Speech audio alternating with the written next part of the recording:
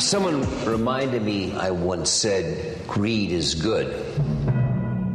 Now it seems it's legal. Because everybody's drinking the same Kool-Aid. It's been 23 years since we last saw Gordon Gekko on Wall Street. Times have changed, but Gordon Gekko has not. One watch and one mobile phone. And once he's back on the street, it's only a matter of time before he's back on Wall Street. Say, is everybody out there nuts?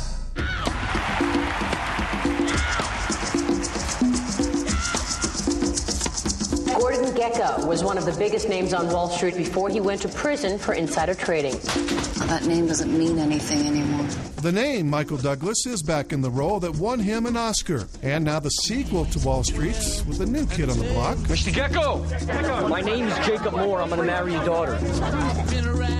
My daughter hasn't spoken to me in years, and you know it. I never knew my dad was a peaceful person. That always scared me. Shia LaBeouf is in the big leagues. Sure, he starred in Indiana Jones, but it has to be intimidating to step into another classic movie sequel. He's not who you think he is, Jake. He'll hurt us. Why don't you start calling me Gordon? Outrageously so. It's one thing to look Michael Douglas in the eye, but to look Gordon Gekko in the eye with Oliver Stone behind the camera is a surreal, out-of-body experience for the first couple takes. You've got a event coming up for all the street guys, the Alzheimer's thing on the Met. Yeah, I'm taking it. I wish I had $10K for a seat. I was going to sell all the books for that. I wonder how women would react to that fact. Is that a threat? Cut! The first couple times we did scene work with Michael, you got to get all that past you, you know. But at the same time, you know, Jake does look up to Gordon Gekko, a la me looking up to Michael. I mean, it's not dissimilar. So some of that stuff helped. But he is an intimidating person, but also very warm and welcoming, you know, to me personally. You want to be part of the family business. Shia LaBeouf may play a Wall Street whiz, yet he was anything but that when he was cast in this film. So much you don't know, Jacob. They took my life, and when I got out, who's waiting for me? Nobody. This is not about the money. This is about you and me. I knew nothing about the economy. I knew nothing about math, really. I was kicked out of every school I ever went to. It was sort of, you know, I was never scholarly. Didn't know much about the economy. Never was interested, really.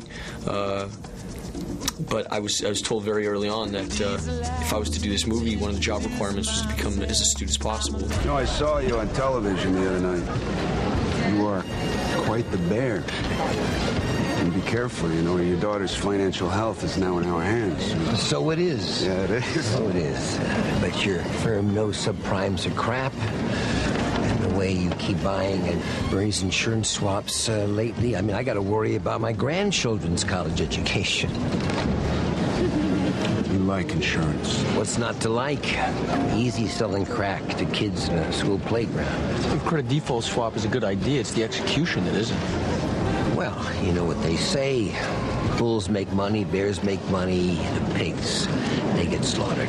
He essentially, Oliver, wanted a Wall Street consultant and a lead actor in the same person.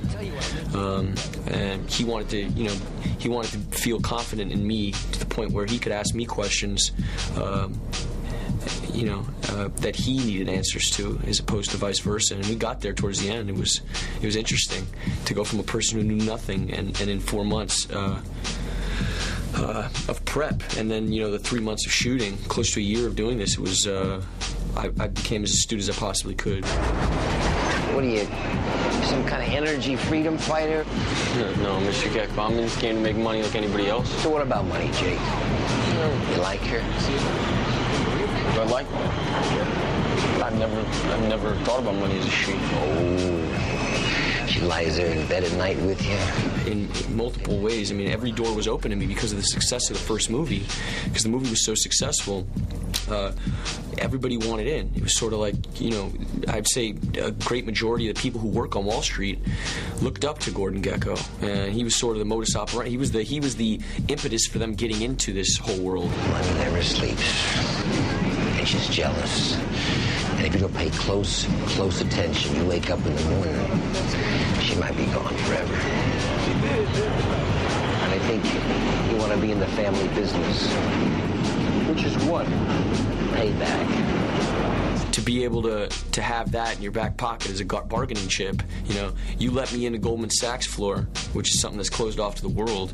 It's like it's Illuminati up there, but to be allowed in is something I couldn't have done unless I had bargaining chips, and the bargaining chip was you let me in and I introduced you to your superhero in Michael Douglas. If I'm not in that business anymore, the one thing I learned in jail is that money is not the prime asset in life. Time is, and your time is just about up. It's beautiful. I was given opportunities that Charlie wasn't even allowed, and because of the success of his performance in that film, I was able to meet with the sages of finance and really, I was in it. I was in it as far as I could go. There's fortunes to be made. Hundreds of millions of dollars betting against this bubble. Just wish I had $1 million. Are we potentially at a point where we might actually lose the financial system as we know it? And does Shia LaBeouf keep living this character once Oliver Stone yelled, cut? Brett and James, the rumor is that he was shorting Keller Zabel's stock before he ended up acquiring it. Why would he do that? This is the rock star of Wall Street. Not as heavy as I was then. Then I was day trading, not just for my own account, but I was trading 4 or 5 other prop accounts. Like I was at Fortress with Mike Novogratz trading his money there.